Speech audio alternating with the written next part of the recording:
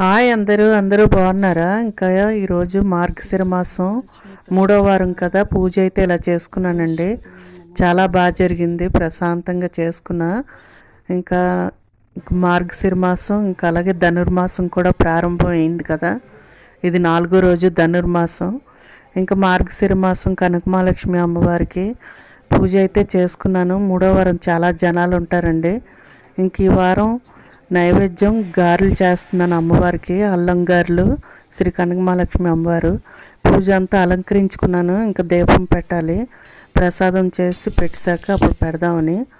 ఇంకా గారెలు చేస్తున్నానండి, అల్లం గారెలు చాలా బాగుంటాయి. మిరియాల గారెలు చేసి ఇంక కొంచెం పానకం అయితే తయారు చేశానండి. పానకం గారెలు అమ్మవారికి నివేదించాను.